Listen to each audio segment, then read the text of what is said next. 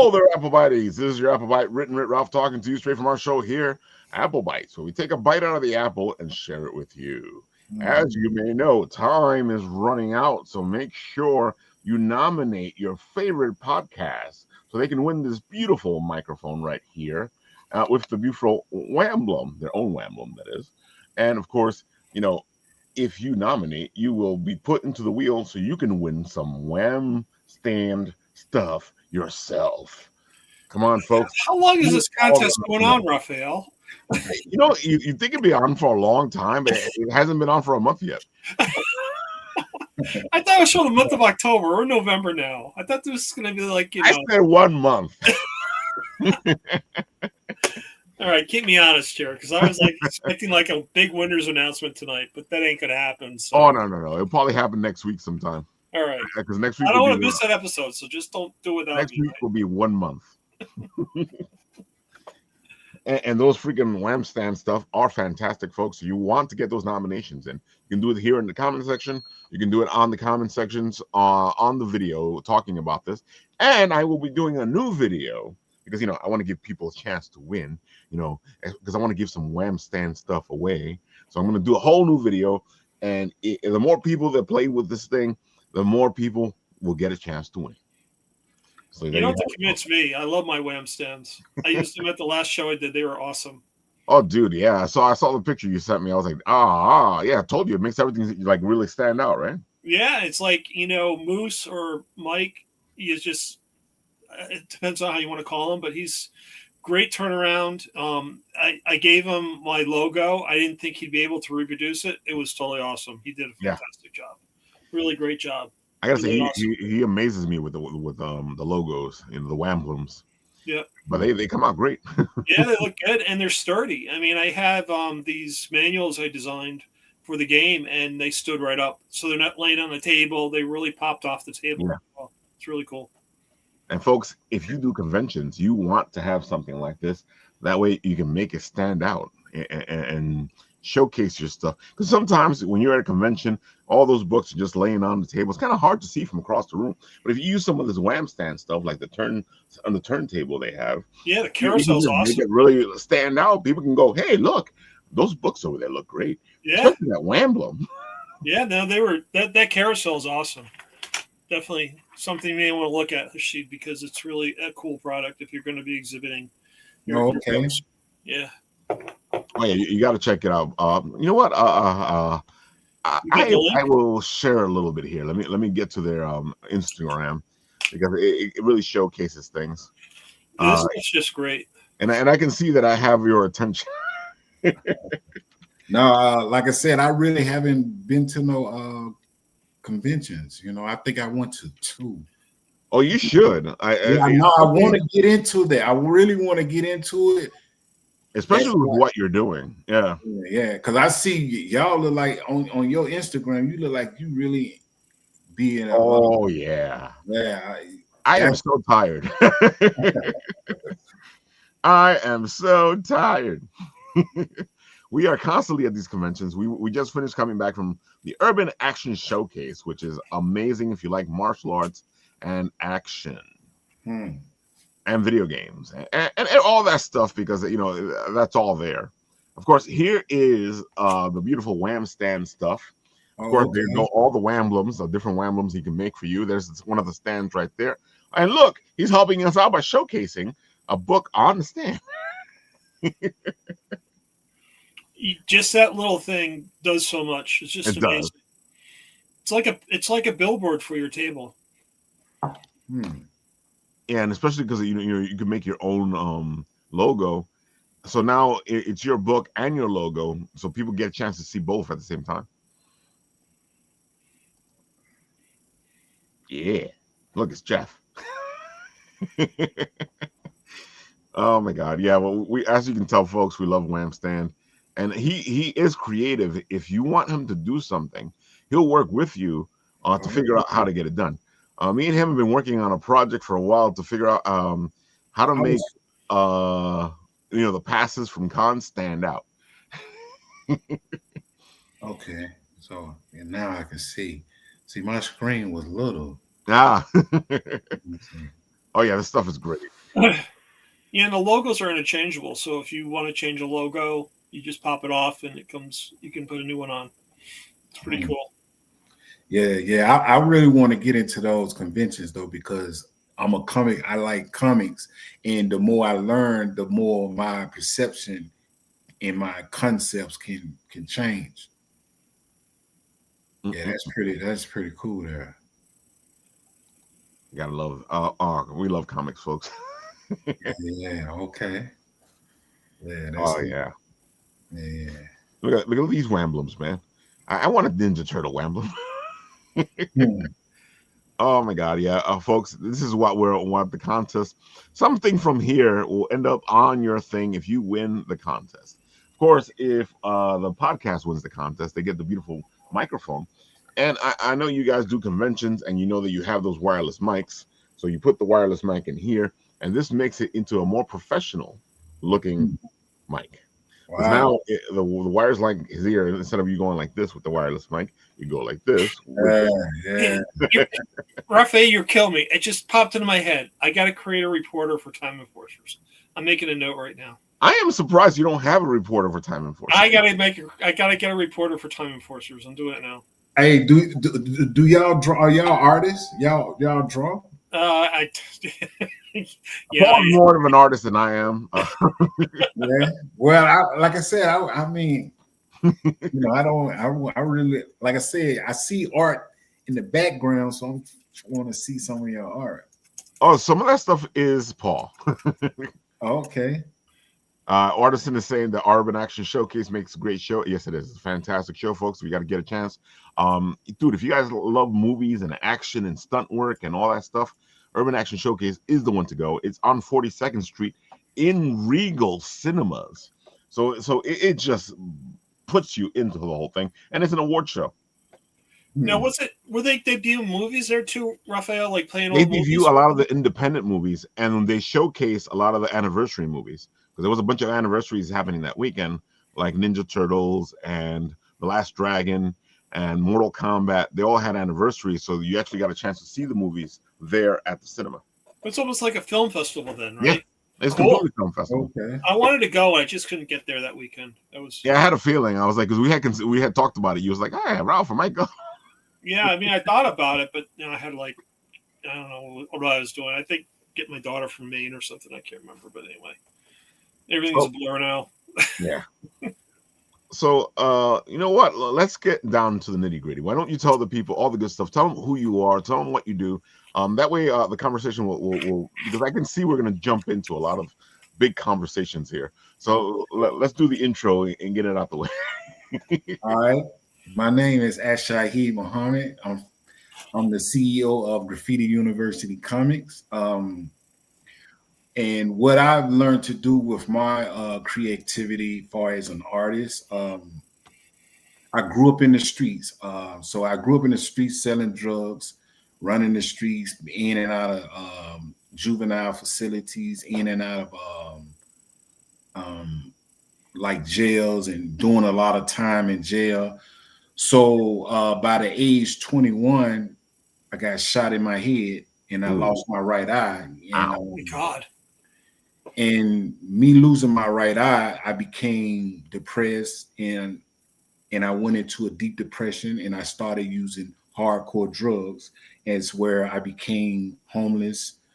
And in my homelessness, I started traveling from state to state.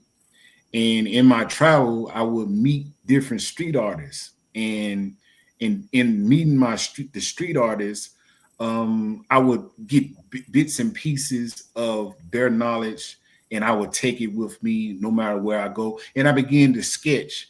And because I love art when I was growing up, but the streets had took me away from drawing and being creative. So so long story short, I was in and out of like shelters and rehabs, and just sleeping out. And anywhere I could be, I was just like I was low, one of the lowest of the life of living out in the streets. So But in that process of me being in that condition, art was something that I used to, like, I guess, numb or try to escape my reality. Right. And in doing so, I began to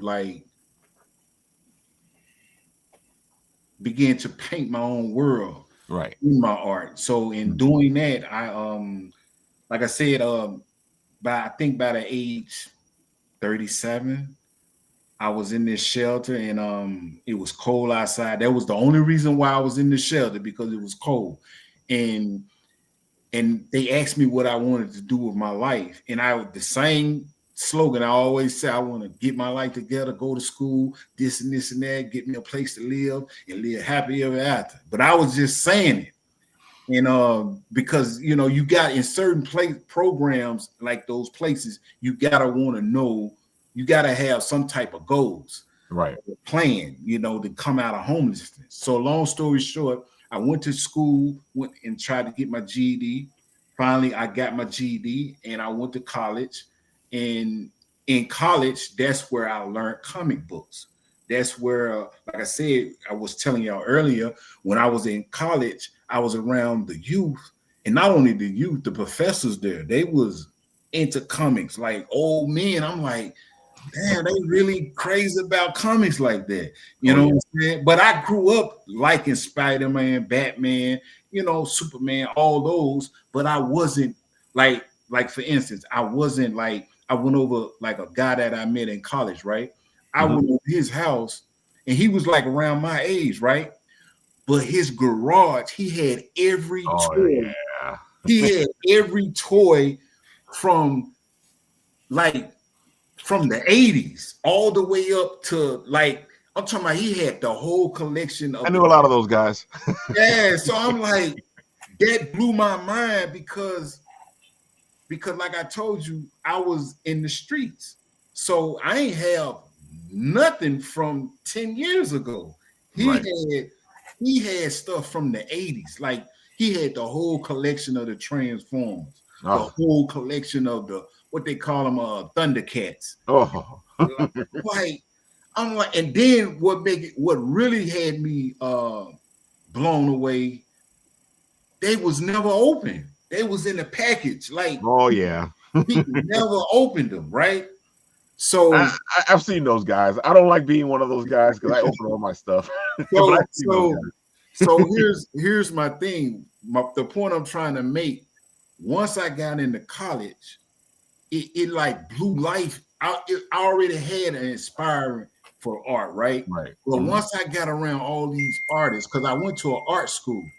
So once I got around all these artists, it was like, it was just mind blowing to be able to create. And then I began to learn the principles. I began to learn the knowledge behind art. And then I started taking comic book classes. And, you know, so that's sort of like a little about my story. And if you need to know anything else, you know, you can ask questions. But that's kind of like the blueprint of kind of like what happened to me and what got me to where I am now. That's a long journey, brother. Yeah. So see, one of the things we've learned here is that, you know, because a lot of people think that superheroes are just comic books. It's just stupid stuff. But, you know, these heroes have had their journeys. A lot of these heroes have had to go through hard times like yourself, and to become the hero that they are. And those are the same journeys that we take as people that make us who we are. Without those journeys, we wouldn't be who we are. Yeah. And you're right about that, because everything that I ever went through, when I put that art with it, it got more depth and it got more definition behind the art, you know. And but like I said, me doing comics, because see, I always wanted to tell my story, right? But once, like I said, when I was in college, I said, I ain't gonna write no memoir. What I'm gonna do, I'm gonna create comic book series. I'm gonna write. What I'm gonna do, I'm gonna break my life story up. Right. And I also got another brand called Noir. It's a New York I should have put that link in it's called North Park Comics. If you look it up on Instagram, you can pull it up. It's called North Park Comics, comic books, and that is that's New York comics. Nice. Them are New York comics. It's an animal book that I created. So the reason why I wanted to do that is because these 10 years that I've been in New York, right? I learned to just all the things that different comic books, people making fiction comic books, right? So I never made a fiction comic book. So I say, you know what? I want to make realistic comics, but I want to create a comic book that I come from me, that's coming out my own creation, make believe. And since I've been working on it, it's been amazing to create such, it's been amazing. It is. Again, a lot of people like bring it down or look at it funny, but it's an amazing thing to be creating comics. It's a whole art in itself. And like yourself, a lot of people have taken their life stories, either put them into heroes or put them into comics themselves. Yeah. And like I said, when I create like this, especially the North Park comic book series, when I'm creating this, right? Because you got to think of the character, you got to think of each character, their unique personality, their strengths, their weakness. You got to add a story to each character, where they come from, where like their environment that I'm creating for them is the New York environment, and creating the New York environment, what I do, I go out into the world, into New York with my camera, in different sites that I want to add to the comic book. I film it, and then I take that footage, that content, and I use it to draw and create the scenes that I want to go into the comic book. I'm happy you're saying that, because we talk comics here a lot, and a lot of people always are going, "What do you make the comic out of? What do you do?"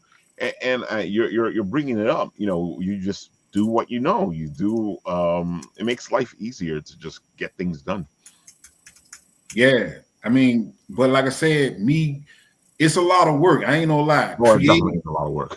One thing I learned about creating comic books, because see, when I study other comic book artists and I look at other comic books, you have some comic books have so much detail, like it be like, it look like they spent 6 months on one page. Yeah, especially like the cover, like their front cover, like it be so graphic and detailed. It's like, and that's where I'm at in my career as a comic book artist. I don't want to just put out low quality comics. I want much detail and much of my time on each page that I do. I want to put my best art into it. That's what we do. We put our passion into it. And that's what we try to sell here, is passion. Yeah, that's the North Park right there. That's the North Park, and see that right there is based on the New York scene, because like I say, it's an animal book, and I love that. The logo that I created for it's like a train with a skateboard, it's like, that's my other brand that I have far as creating comics. Because see, like I told you, once I got around the not just college, right? Once I got around, like, even New York itself is an art world. Oh, definitely. So by me coming, see, the first time I came to New York, right? The first time I came to New York, see, that's like right here, you can see me like on the scene. So what I'm doing, I'm explaining to them what I'm doing. I'm on this scene. It's a church. I think it's what is it? It's like Lower Manhattan is where we, like, this is a church that I'm gonna put into my comic book that because see, like I said, when I'm creating this comic book, I want people to look at New York in my comic books. Yeah. So that's the whole story of me going and getting my own footage. I don't use no Google. You know how people Google stuff to get the images? Yeah, we know. No, I don't want to. Even right here, this is like the cemetery. See, all this is so that's me getting detailed on what I want to put in my comic book. Research, folks. Research is important. Yeah. Of course, there goes the World Trade Center. Yeah. So, like I said, and then not only that, see me doing it like this is content for my YouTube. Oh, definitely. Yeah, so all that plays a huge part. Yeah, and all these locations that you're at are beautiful locations. Yeah, especially the whole area of downtown Manhattan. Yeah, all of it. And see, like I said, I have other scenes where I'll be going to, but like I say, it's a lot of time in editing and all that, you know. Oh, it's a lot of work, folks. You know, content creation is not as simple as people make it look like. No, it's not. But I love it though. One thing I could say, like my story from where I come from and what I'm doing now is it's amazing, man. Like I never knew that this was something that was gonna the journey that I took in life. Right. I didn't know one day this journey that I took was gonna tie into this gift that I had, is where I can use it to do other things. And this is like this clip here is like it's my TV show that I have on community media, Staten Island. It's called One Eye Television. So there is where I present my art and I show my art to like on Spectrum channels and their online network. This is truly an inspiring story, man. I mean, from where you came from and where you are now, I mean, a lot of people would have given up and called it quits. I'm totally impressed with what you've done, man. It's just truly incredible. It really is. You know, I mean, it's like you could have easily taken, you know, a further trip down to nowhere, and you didn't. You made something yourself, and this is just really inspiring. It truly is. Yeah, you know, and I give it to the creator, man, because a lot of time now this journey that I was on, it was a lot of times. Like I said, I went to city to city. I used to jump, not the subway train, the cargo trains. Yeah. Oh yeah. I used to jump on those trains to go out into another city, to another state, and sometimes those trains, right? They used to stop in the middle of nowhere. And sit there for like 5 hours, like nothing but woods and mountains and nothing else. You don't see no roads, no houses, nothing. And so it was a lot of times I've been in situations where I could have lost my life. Oh yeah. That's why I tell you guys those things are dangerous. Especially the cargo trains. Oh, of course. Trust me, they are very dangerous. Very. Because because I met people that jump trains. That's what made me start doing it. I seen others that did it. Right. I gotta say, man, and of course you do have your book. Yeah, that's my latest book. That's my latest book that I published. It's like I say, this is like the realistic comics that I have. It's where I create stories of me growing up as a young kid, and what my books are. These books are designed to do is leave a blueprint for the youth, right? As where it tells stories of me selling crack, me stealing cars. So, like, if you want to take this route, you see the on hands experience that it's not like a video game. You get killed, you start over. No, these characters don't come back to life. They gone. Yeah. And so it's like, and plus, like I said, me going back in time and telling my story, it's very therapeutic to me to help me heal from because I had a lot of trauma, man. Like growing up in that lifestyle, and that's a lot of trauma, man. Oh, definitely. A lot of trauma. And comic books are therapy, folks. Yeah. In more So ways than one, they're therapy. yeah, so like I said, just mainly what I do with my comics, I strive real hard to just share the world with my story and at the same time have fun creating art. I gotta say, just like Paul, you've come a long way.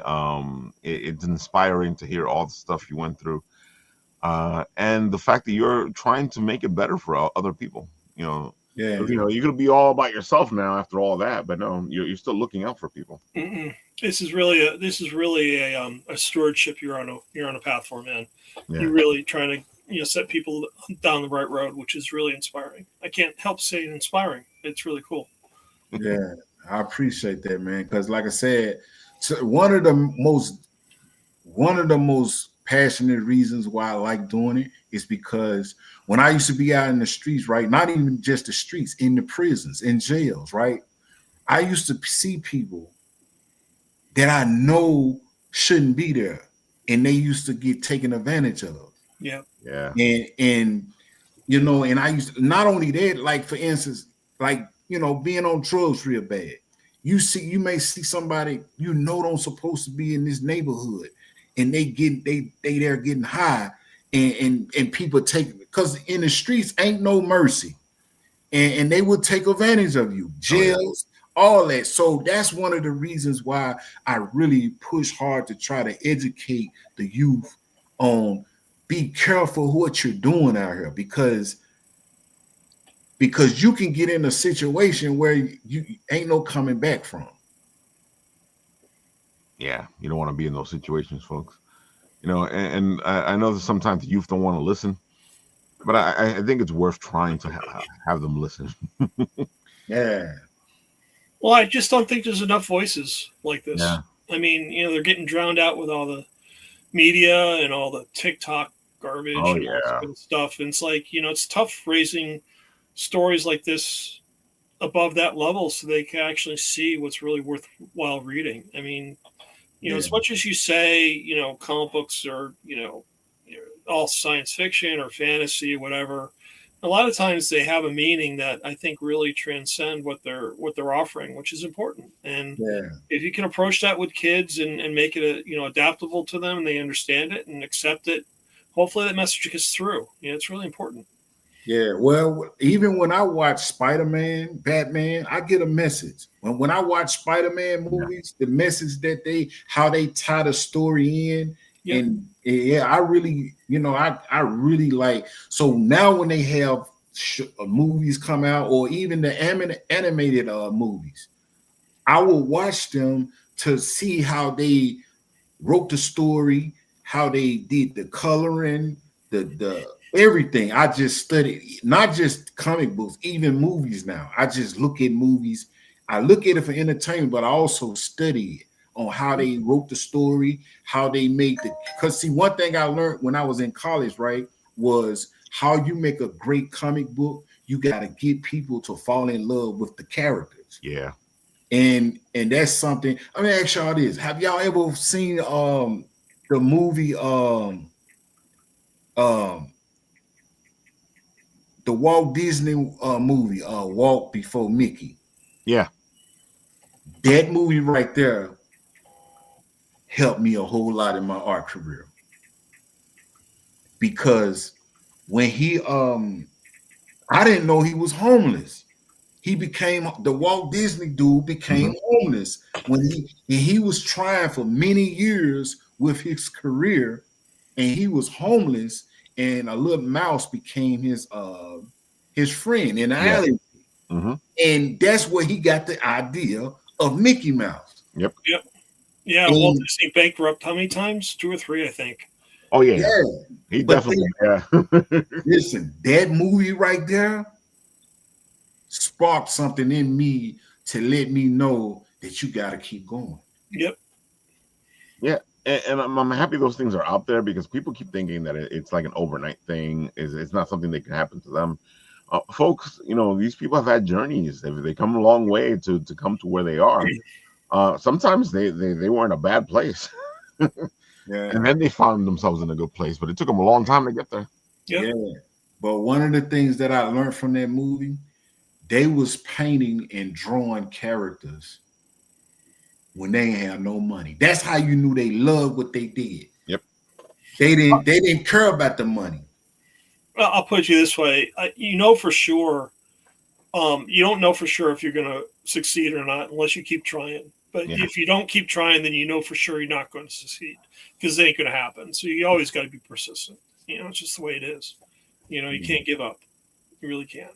Yeah.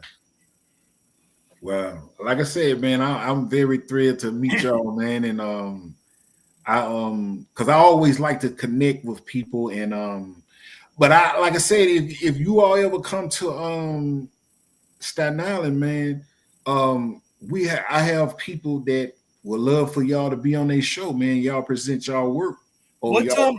Raphael, what was that show that woman did in Staten Island? It was outdoors. Was it in June or was it September? It is. It was in August. Right. It is in Snug Harbor, and it is Geek Out in Staten Island. There you go. Geek Out in Staten Island. Geek Out in Staten Island. Yeah. I know where Snug Harbor is. That's like where it's an art museum over there. Oh yeah, it's the art museums. It's also the nautical museum. Yeah. I love it. It's in a great area, and they do their convention outside, so it's a little different too. So it's a lady have a show over there. Yeah. Oh, okay. I probably got to check that out, man. There's actually 3 or 4 Comic Cons in Staten Island. Yeah, and here's the thing.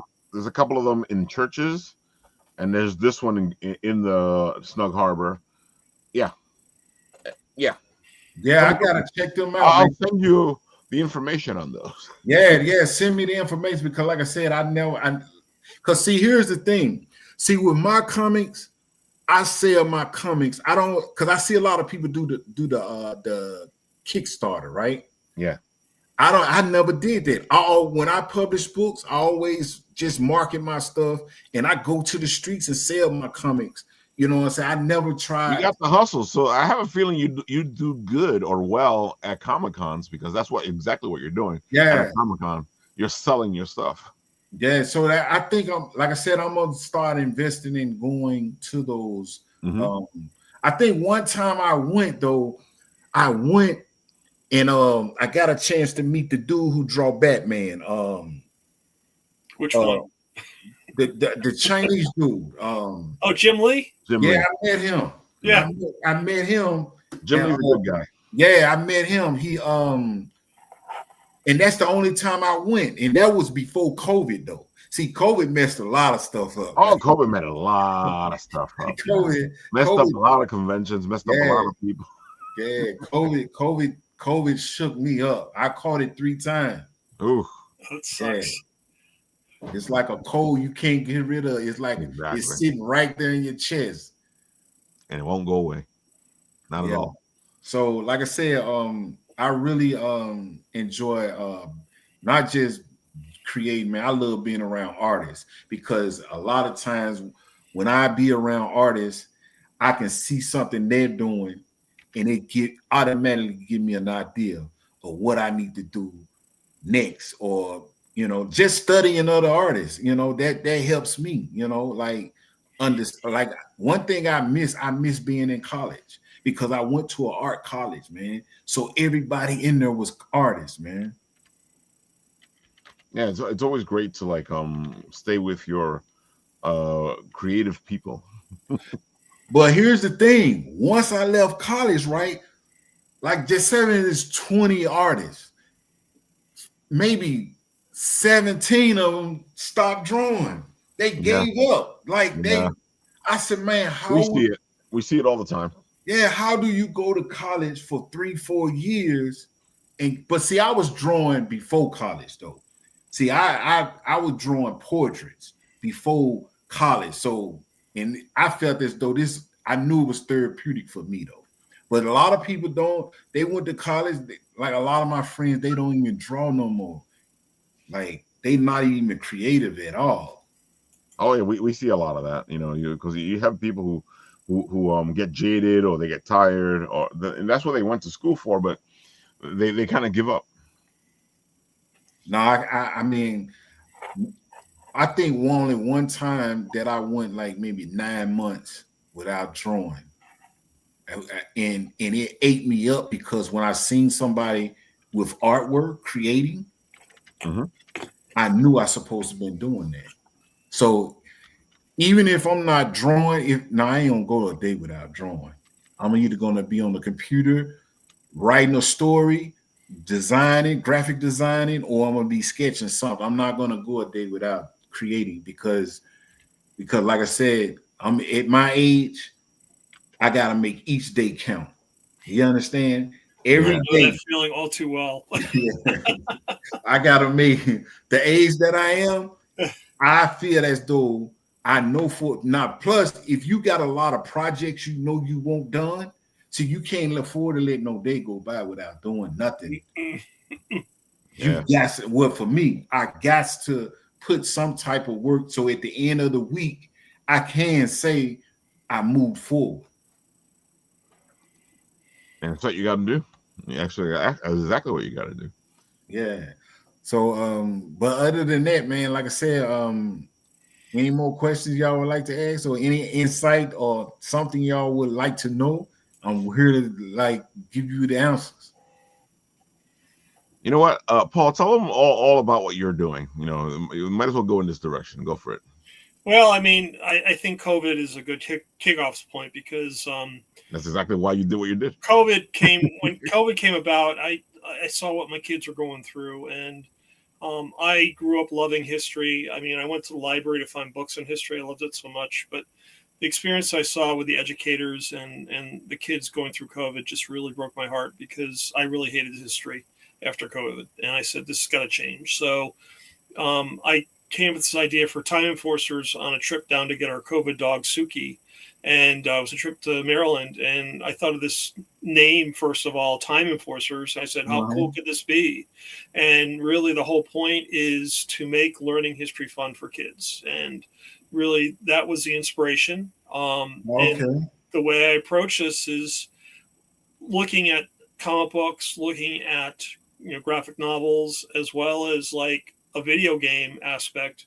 I really wanted to tie together what kids like to do and make it a learning experience. I'm a big video gamer. I've always been a big video gamer. I love the lore behind video games, getting into the story.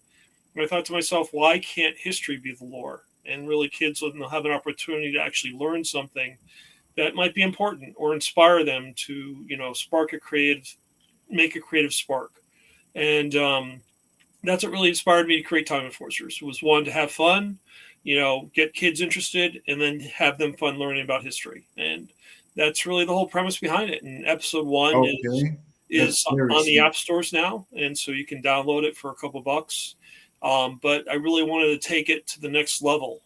And so after I get episode 1 done, I actually now in the process of actually creating a curriculum, essentially a class for time enforcers for kids to learn history.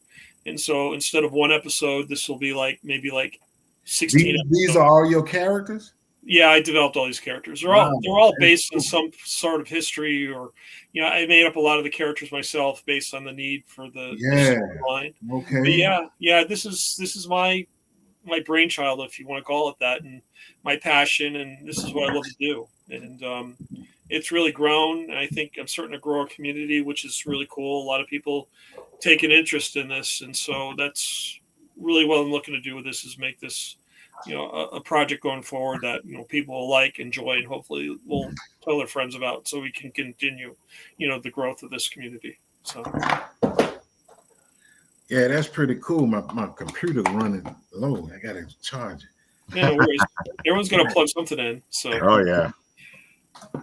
No, but I think in terms of what we're doing now, we're developed this curriculum for kids between 5th and 10th grade, and really putting together a course where kids can explore history on their own. It's really meant to be a way for directing kids in the process of saying, listen, we want to study feudal Japan, but you get to choose the person, place, or thing that you want to find out about feudal Japan, and have them go out on their own and actually investigate it, as opposed to telling them what they need to learn, what dates they have to memorize, and all kind of rigmarole. Because it's really trying to inspire kids to want to learn something they want to learn about. And then I think they'll be more passionate about it and tackle it even more aggressively when it comes to actually sitting down and researching it for themselves. So there's that's very educational, man. You got something there, man. That's what a lot of people say. I mean, see, you gotta understand, like, see, when I create, I strive to create something that others don't have. See, this, like, you got a brand where you're creating something that's educating. So all those, that's your stuff? No, this is Chris Matt. He actually did a character of mine. Okay. Yeah, but no, he's actually an excellent artist. We see him a lot at the shows. Okay. And that's a character he did for George Medina. He's actually created a character called the Shameless Plug. Okay. Yeah, but to use your characters and your platform to educate, because see, that's sort of like my thing is educating. Because like I said, a lot of kids don't know how drugs can really mess you up. Because they look at the fun part, the smoking the weed, right. Yeah, so you're like creating something to educate people about history. Yep. A lot of the characters that I have in the game are based on real people that lived in history. And it's really finding those people that not a lot of people know about. One of the characters I talk a lot about is this African American. He lived during the American Revolution. His name was Benjamin Banneker. He actually invented the first wooden clock, which he didn't know how to create a wooden clock. He just created it. Okay. And he actually surveyed Washington, D.C. So a lot of his star charts and maps were used to build our country. It's really phenomenal. And I never heard of this guy, going through my years of history class and such. And it wasn't until I started this project that I started to figure out, wow, there's some people that I think are really overlooked that really need to bring about, some attention for, because it's just incredible, what people have done in the past. And I think if we get kids turned on to this, not only will inspire them to maybe I can do this sort of thing as well, because these people have done something unique and extraordinary. Why can't I? But it's also about identifying, those figures in histories that, we've overlooked. And I think it's really important that we bring those characters to life. And that's really the premise for this. Yeah, that's pretty cool. There, I'll check you out, man. So you this is on Instagram, right?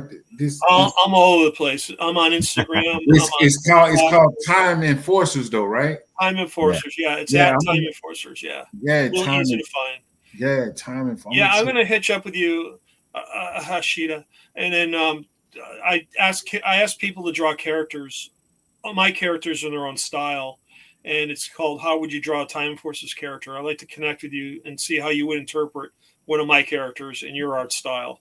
And I really, I do this for twofold. One, I like promoting Time Enforcers, of course, but I like promoting the artists as well. And so I'm behind as it is. I probably have about 10 commissions I haven't posted yet. But, what I do is I post on my Instagram and YouTube and TikTok and Facebook, these videos showing my character and then what the artist does in terms of their interpretation. I get some really cool stuff. I mean, it's just amazing how people in their own style will interpret what I've drawn. Like this is Nicole Falk, and she actually did Amelia Earhart. And you'll see that's how I drew Amelia Earhart. That's how I interpret her. But this is the way Nicole interpreted her, which is really cool. Okay. It's phenomenal. Yeah, okay. Yeah.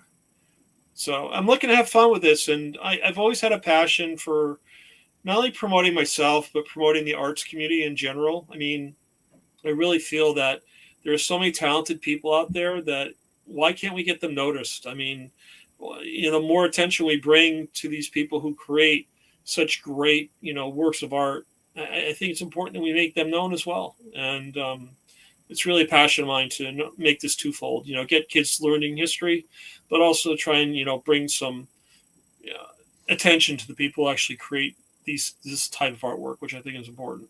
Yeah, that's pretty cool, man. Yeah. Yeah. When you get time, send me, follow me, man. I'll follow you back on all platforms, man. Yeah. Well, I'm going to buy your book. Don't worry about it. Raphael knows that I get on these shows. I support Kickstarters. I'm going to buy my WPC comic book too. It's on Amazon now. Maybe I'll be ordering your heads tonight. Don't worry about it. So. Yeah. So y'all go to all the conferences? Oh, Ralph got me sucked in. I mean, I met Raphael a year and a half ago at Golden State Comic Fest, and it's been like a wild ride ever since. I've been to maybe, in my whole life at that point, I've maybe been to 2 cons. That was it. After meeting him, I've been to how many now, Raphael? Probably like 20. It's wow. Well, I got him in now. He's there all the time. Yeah, he's like, Paul, is the con this weekend? Okay, I'm there. I'll see you. but I guarantee you, though, you don't learn a whole lot since you. Oh yeah. Oh, you don't know, man. You were talking about Jim Lee. I go to these cons. I grew up with these guys, like the Walt Simonsons, the Bob Waychecks, the Bill Sienkiewicz's. And these are guys I grew up with reading like on a monthly basis. And how could I not fall in love with wanting to meet them and let them know? It's like, man, I grew up with you. You don't realize it, but I was on your ride too. And I just can't tell you how much I really enjoyed the artwork you produced. And it's just great meeting these guys in person. They, for the most part, are just really warm-hearted, really generous people that, just like talking to other creatives and other fans. And that's what I love about this community. It's just really, a welcoming way to understand that, people love comics and they like sharing their ideas and sharing their art and sharing their experiences. It's just really cool. Oh, okay. So let me ask you this. Do you ever go to like schools and with your projects? That's my next step. I mean, that's what I'm doing now. I actually exhibited at EdTech Week 2 weeks ago at this point. And I'm going to be doing the NJEA conference in Atlantic City. That's basically a teachers conference that they do every year. Okay. So I'm intending to, get myself introduced to schools. I think the next step will be to actually talk with either principals or what, and find out what the true pain points are for them in terms of teaching history and the social sciences. It's really understanding what it is that I can make a good solution for them to use, so the kids will actually use it. It's one thing to create a solution, but if no one uses it, then it's kind of a failed project, right? So you're right. I really want to build this from the ground up the right way, and really talking with the teachers and the principals and the superintendents and letting them know I'm listening. What can I do to help make this a better process for you guys for teaching history? Because I really think history is overlooked in terms of schools. It's all about mathematics and engineering and science, which is great. We need that. We need that to grow as a society. But I think we also need history to grow as a society too, because we have to know where we came from. If you don't know what the past is, you're just going to repeat the errors of it in the future. And getting kids to understand that, it's important. It's one thing to know what an Archimedes screw is. It's another thing to know who actually was. And I think having that background about what these people actually did and who they were and the cultures they lived in will break down barriers of ignorance and really so people can understand each other better. And they'll be less likely to judge one another, which is what I love about this project. It's really trying to get kids to think critically, but also to understand that differences are good. We can celebrate them, and there's no reason to tear everyone down because they're different. So, yeah, I think if you do a lot of workshops, like if you travel to different schools and do workshops, I think you'll get you'll go a long ways with that, because that what I do as far as I travel to different schools, and when I'm going to the schools and interacting with them, what I do, they come to the TV station, because schools come there. So that's why I'm saying, like, if great to have a good location, if you travel to different school sites, with like I said, a workshop. You can just have a workshop, and that workshop, you just like you broke it down to me. You sharing with them what you're doing. I think it'll move a lot of it'll move. It'll help you understand, and not only that, the youth, because what you'll do, you'll build a fan base. Yep. Because every school you go to, you tell them to follow you on social media. Yep. Because everybody in the school, the youth got phones. You see what I'm saying? I totally agree with you. I mean, that's another reason why I wanted to do this, because everyone's got a device, right? It's either a tablet, a phone, or a computer. Yep.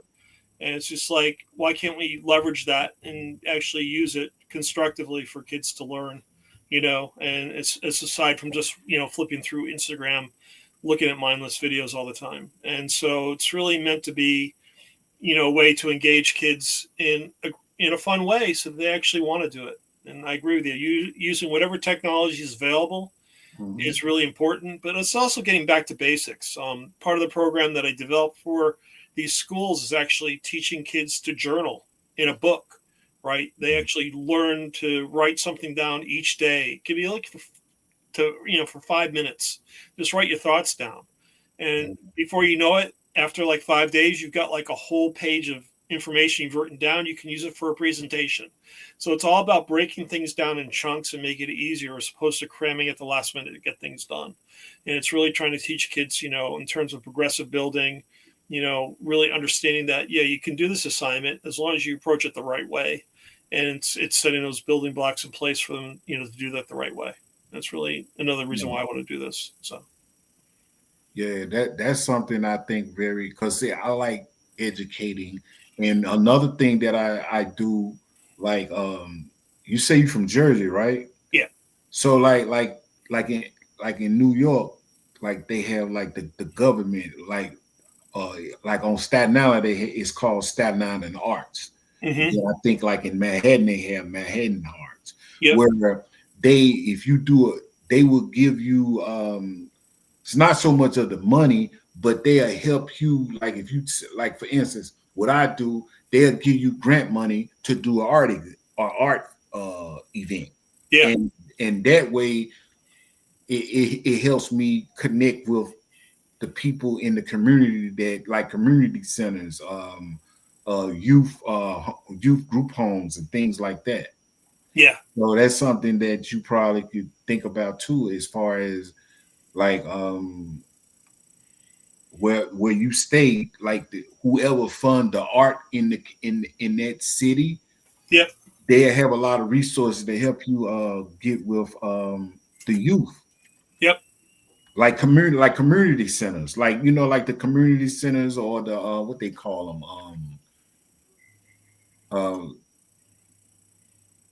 I forgot the other thing, but like I said, a lot of them that I connect with, like the places like community centers where they got gyms and computers, and the libraries where people go to school, and after school they have after school program. That's what I mean, after school program, things like that. You can visit those type of places where they'll help you push what you're striving to do.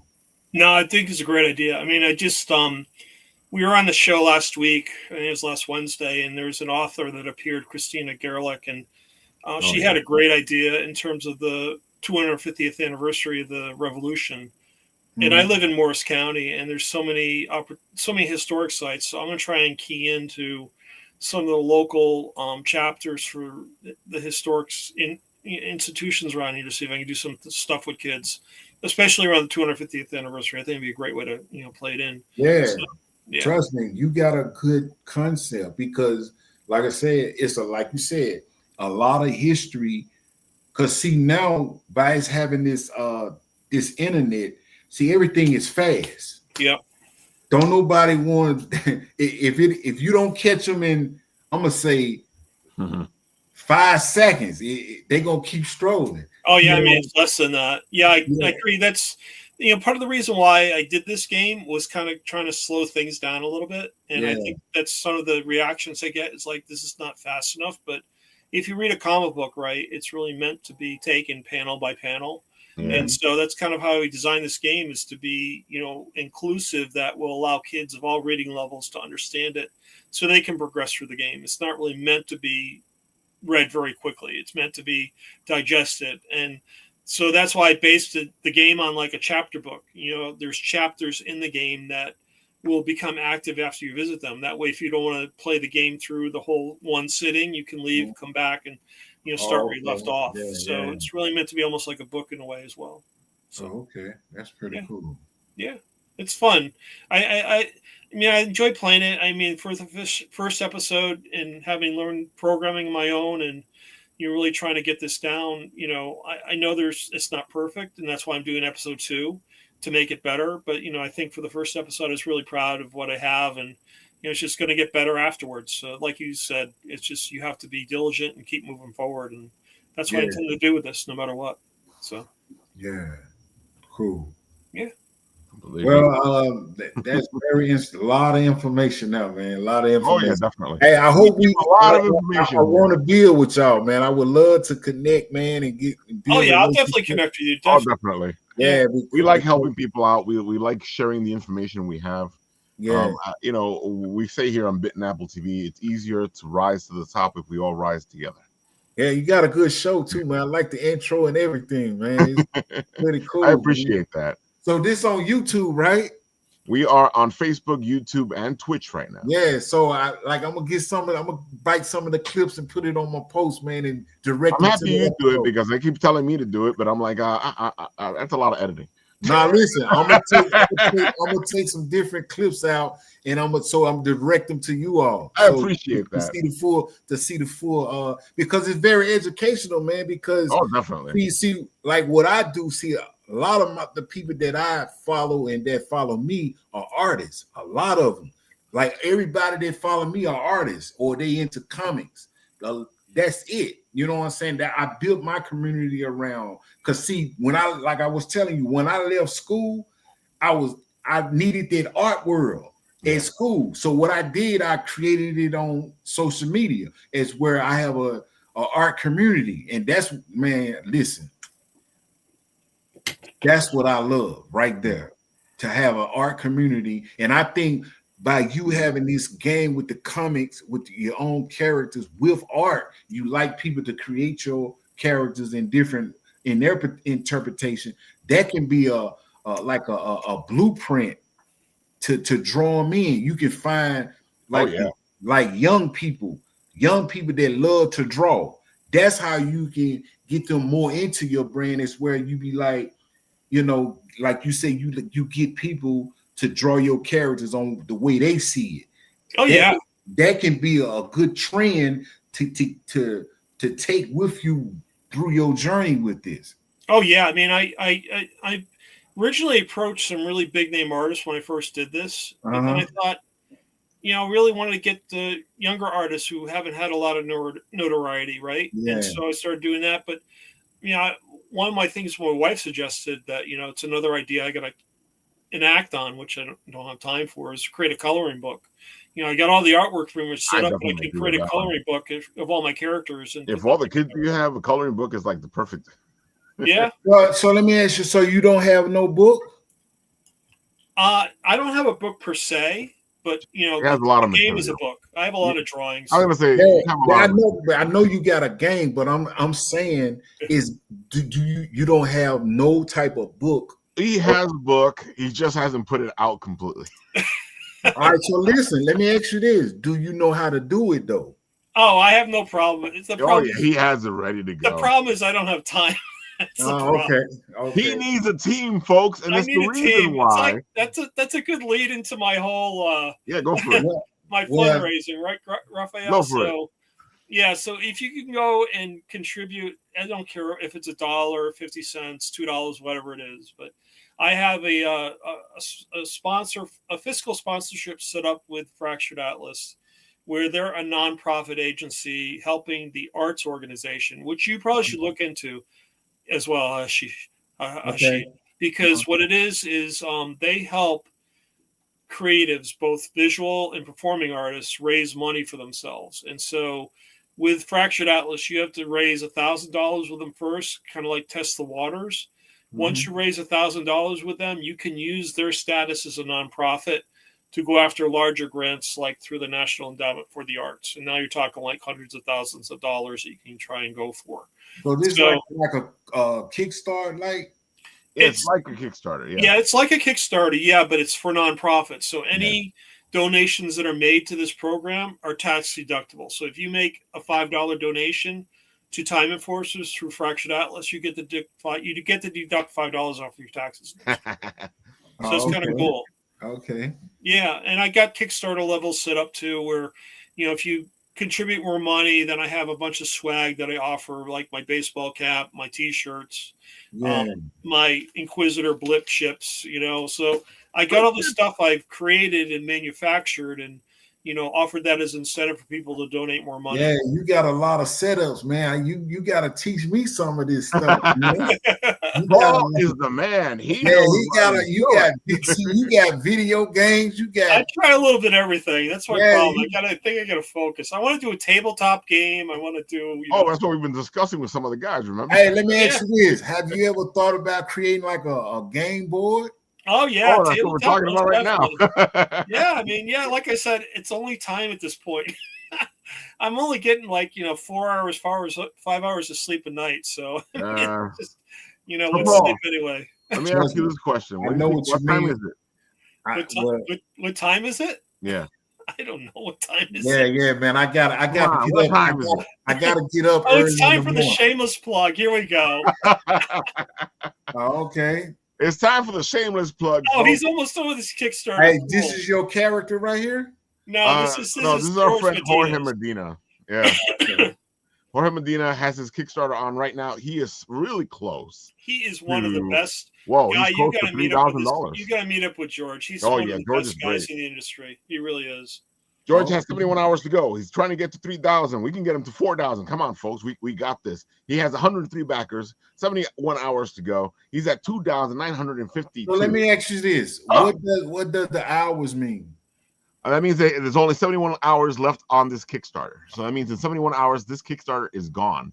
So the whole thing is to get them as high as we can get them before the Kickstarter ends. With Kickstarter, you set up a time frame that you want to open up pledges for. Okay, so normally people will do like 30 days or 60 days, and it's a countdown. So you have to meet your goal within that time frame in order to get the funding.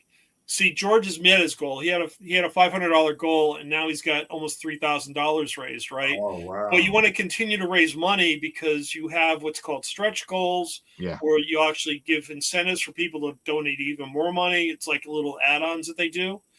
But the whole point is to raise as much money as you can in the time that you set up with Kickstarter to get it done. If you don't get the money raised in time, they don't give you any money at all. So if he didn't raise $500, then he wouldn't get any money at all. So these are some of his artwork he displayed for people to look at. Yep. This is the artwork he's done. Yeah. Yeah. There's all the art from the comic book itself. These are his other books like Wonder Duck and Rust 5377. Folks, Jorge Medina does amazing work. This book is dude, it's a cute little shameless plug, so you guys got to go check it out. I totally missed that. I'm sorry, Raphael. I usually catch on to that pretty quickly, and I totally missed it, so don't worry about it. I'm glad you picked it up. There you go. There's the stretch goal. We're trying to get to 3K. It's a secret page within the book. Ooh. So is it $50 to get to this get to the stretch goal? Yep. So, yeah. That's all we need is $50. Well, did you see his levels? Go to his levels for a second, because I actually bumped my contribution up when I saw this. I'm about to bump my contribution up because he has that one. I think we were talking about the same one, the $50 one. Yeah, can you scroll down on the right where the levels are? Oh yeah, it's over here too. Hold on. Yeah, there it is. Here it is. Here. This is amazing what he's doing. Yeah, I'm about to I'm trying to make sure I have the money before I raise it and don't have the money. But this I like this one. Yeah, I don't consider that anymore. I just do it. You can't think about that. Hey, I have to have the money so I can take it. In order to put your product on this Kickstarter, right? Yeah. Mm-hmm. Do you have to have an account? Oh yeah. You sign up with them, or you sign up with them with an account, because they want to make sure that everything's on the up and up, and they want their cut. So let me ask you this: on Kickstarter, do you have followers, or it just Oh, you are supposed to build your own following. If you have followers, that means the Kickstarter will be easier because you have your own following already, which means people will support it. Then the thing is to do is to jump on shows like this and talk around and spread the word so you can get as many people following you and doing the stuff as possible. But you're building your own thing. It's pretty much you building everything. Yeah, it's a big job. I did a Kickstarter a year and a half ago, and it was very time consuming. I spent a good month the whole time the Kickstarter was going on, just marketing, emailing almost every day, and because you want to make your goal right, and even if you make your goal, you want to try and exceed it because it's kind of like a one-time ask for money, right? Yep. And you're trying to get as much money as you can to keep your project going. It's important to you to do that. You want to get as much as you can from it. And you can be like Jorge here, and if you do the pay it forward tier, you pay $50, but you get your books, and at the same time, 5 copies of the book are given to the public library, which I thought was really cool. Mm-hmm. It's kind of like like you said, pay it forward. I love it. And of course, you can't get the shameless plug without going for Bitten, folks. This is amazing. This cover is fantastic. They're partners. They're on the same show. You got to go check it out. It's a great show. Here he's at 1665, 34 backers, 9 days to go. He still has some time to go, folks. Come on, we can get him all the way down to 3,000. Come on, folks. And of course, if you guys were here last Monday, you also know that our friends at Starside are doing their volume 1 book, which is 7 issues. So this is a great deal here. 7 issues in 1 book. 7 issues in 1 book, folks. And they're close to 5,000. They're $10 away from 5,000. $10 away from 5,000, folks. Come on. Get them up there. All these Kickstarters are up there and beautiful. And, of course, Monday, if everything works out right, because things are happening. Is there like a video? That's like a video? Oh, yeah. Sometimes you can put a video in your thing. Watch. I'll showcase this one because I'm tired of talking. Here we go. Wow. So this is like a Kickstarter video for his... Welcome to Fur Haven Adventures. Venture to the animal world of Aloria, where magic simmers beneath the surface and ancient legends echo through every land. Discover a continent alive with history, lore, and heart. From peaceful villages to haunted ruins and storm-lashed shores. Begin as younglings living on a humble farm in Daisy Shire, raised by your guardians Eridor and Elowin. The world is changing.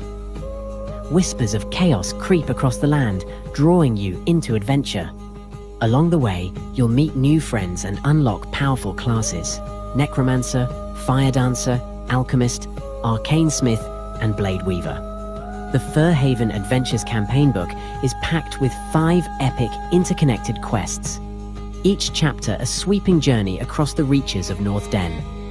Dive into detailed maps, vibrant character art, memorable NPCs, and deep lore. Explore haunted catacombs where dragon spirits whisper secrets to the living. Unravel conspiracies in royal halls high above Featherwood. Plunge into sunken cities where a necromantic order threatens to rise. Battle land-sailing pirates on the northern shores and confront a god of chaos in the Shattered Tower where reality itself is at stake. This campaign goes beyond the book. We offer a full set of 3D printable minis, dice towers, GM screens, exclusive dice sets, neoprene map mats, and more. Makers can even license STL files to print and sell. Every pledge helps unlock new minis, stretch goals, and campaign rewards. Your journey begins with a whisper, but where it ends is up to you. For Haven Adventures, 5 epic quests, 5 new classes, 1 unforgettable campaign.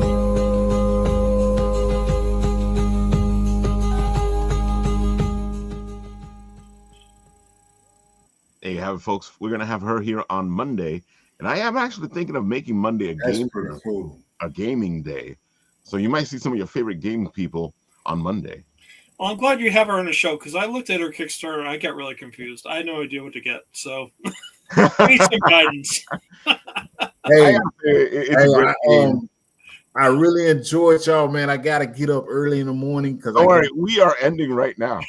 Listen, I would love to connect with you all, man, and hopefully the next conference they have, man. I want to see y'all. I would like to be there with y'all, man. And oh, definitely, I'm gonna give you all the information. So yeah, especially all that stuff in Staten Island. And I need to learn a lot of the stuff y'all got a lot of information, man, a lot of knowledge, man, on everything. So one more time, tell the people where they can find you. Go for it. You can follow me on Graffiti University Comics Art School on YouTube. You can find me at on Instagram. It's ed_g.u.c.b.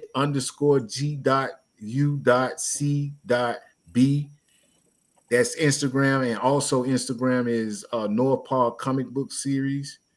No, Noir Park Comic Books. And Facebook is One Eye Television and Graffiti University Comics. And you can also purchase my books on Amazon.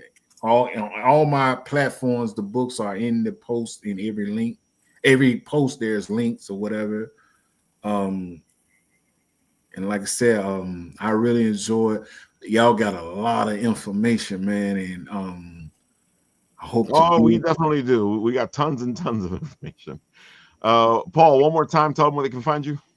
Yeah, I'm all over social media at Time Enforcers, so it's got 2 E's in the middle there. But Instagram, YouTube, Facebook, TikTok, and what's one I'm missing? Facebook. I said Facebook, right? Instagram, Facebook, TikTok. Yeah, you said Facebook twice.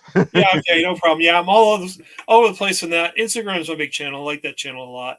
And then also you can make a pledge to help our education project by going to go.timeenforcers.com/FA. And it's a tax-deductible donation. Any contribution to this campaign will be greatly appreciated. I'm desperate to get this $1,000 goal made, which will be awesome. That way I can start going for larger grants and get some help on board and start creating a larger world for Time Enforcers, which would be great. So, very cool. There you have it, folks. Go check out Time Enforcers. It's out on your app now. So go play it. Timeenforcers.com/get if you don't know where to go. So, phone, tablet, and PC and Mac. You should be able to play it. It's only $2, man. It's only $2. $2. I mean, it's less than a cup of coffee. I spent $3.59 for a large coffee with oat milk at Dunkin' Donuts. I could have gotten Time Enforcers double that. Exactly. All right, folks. I am happy you guys have enjoyed the show. It has been a great conversation. Paul, I gotta say, it's always a pleasure, my brother. I don't miss these for the life of me, Raphael. You know that. I love being on this show. I love you, man. All right. And stay in touch, man. We will. And with that, on this show, when it ends, I press the button and this happens.